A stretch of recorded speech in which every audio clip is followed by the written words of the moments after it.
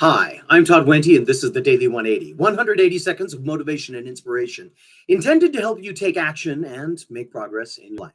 This is episode 623 of the Daily 180, and today I want to share something that came to me as a final piece as I was on my walk this morning. It's something I've been thinking about for a long time. It's not from Tribe of Mentors. We'll get back to Tribe of Mentors here in the near future, but it was something that I've been thinking about a lot as far as what makes wisdom.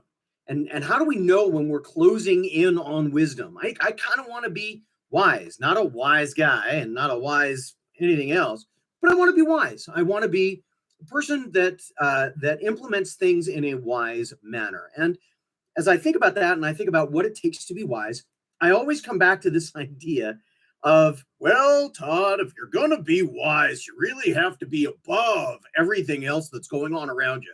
You've got to be the wise sage on the mountain. You've got to be separated, the hermit, and whether we're talking about Yoda or, monks in their monasteries, like I wrote in the description, I mean, all of these different kinds of ways that we can find to turn around and say, oh, well, this is, how you become wise. You go off and you think.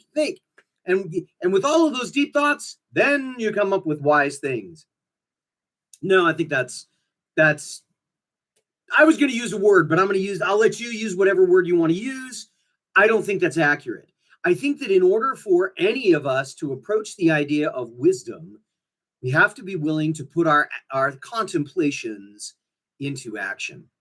Contemplations by themselves are really important. In fact, if we're not sitting down and thinking through our actions, thinking through things that we do, ways that we respond to situations, maybe preparing for situations that are going to come to us so that we're ready with the appropriate responses to those. Notice I said responses, not reactions. It's a totally different conversation. Maybe we'll have one of these days. We've had it before in the Daily 180. We can have it again.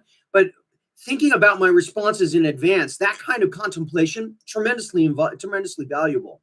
But until I actually put myself in situations where I can test it and where I can try it, where I can implement it, where I can use it, where I can see whether or not those things actually wind up doing good things or not, having the results that I want or not, all I got is good ideas or bad ideas or just ideas.